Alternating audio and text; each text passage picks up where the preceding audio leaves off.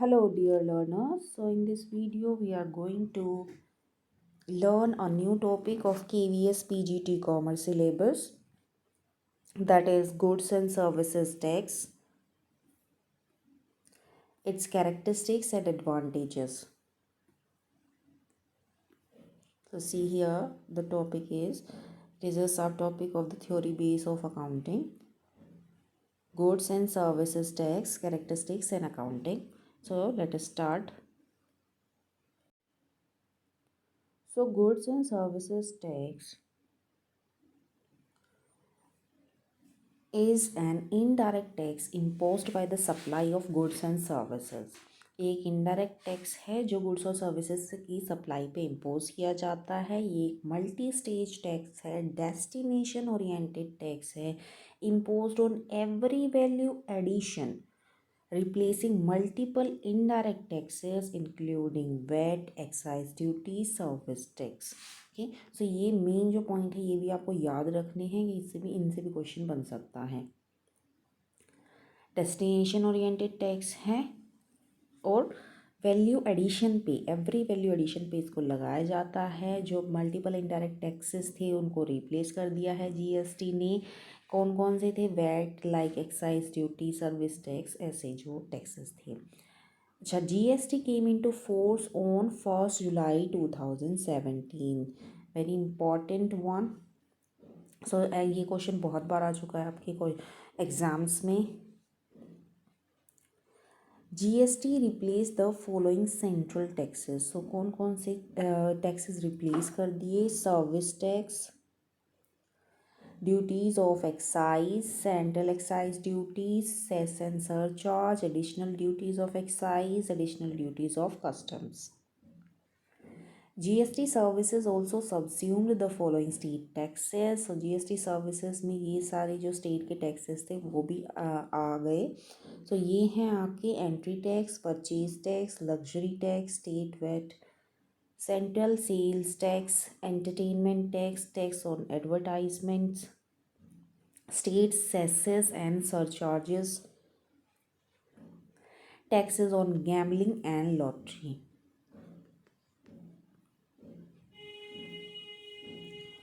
सो अब हैं यहाँ पे आपके the primary objectives of GST के जो प्राइमरी ऑब्जेक्टिव्स है वो क्या है? Elimination of the cascading effect.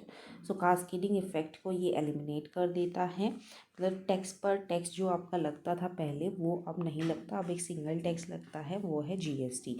Next है सबसम्पशन ऑफ ऑल इनडायरेक्ट टैक्सेस। ये भी अभी आया था पॉइंट। सो इनडायरेक्ट टैक्सेस जो लगते थे तो कई सारे इनडायरेक्ट टैक्सेस जीएसटी के अंडर इंक्लूड हो गए हैं।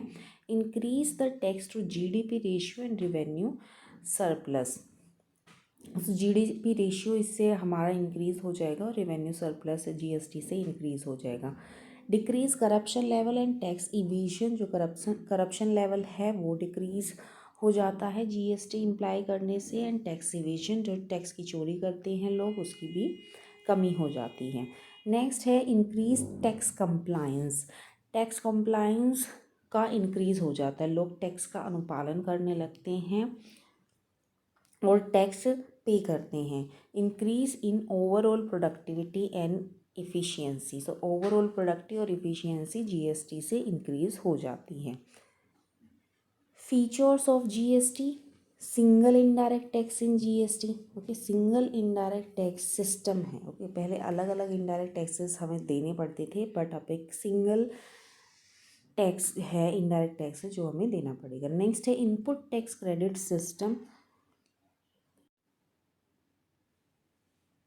ये एक मैकेनिज्म होता है कास्केडिंग ऑफ टैक्सेस को अवॉइड करने के लिए। कास्केडिंग ऑफ टैक्सेस क्या होती है? टैक्स ऑन टैक्स, टैक्स पे टैक्स लगाना। तो इनपुट क्रेडिट सिस्टम इस मैकेनिज्म को अवॉइड करने में हेल्प करता है। Next is your GST composition scheme. GST composition scheme, GST की जो कंपोजिशन स्कीम है वो बिल्कुल सिंपल और इजी स्कीम है।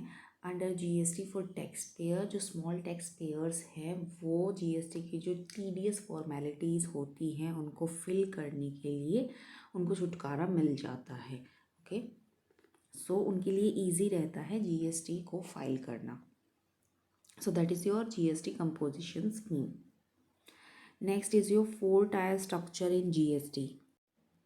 सो 4 टायर स्ट्रक्चर इन जीएसटी में जो जीएसटी के रेट्स हैं वो आते हैं, वो कौन कौन से हैं?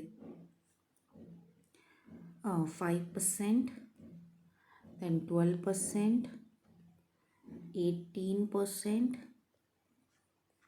and 28%. Okay, so this is your 4 tier tax structure in GST.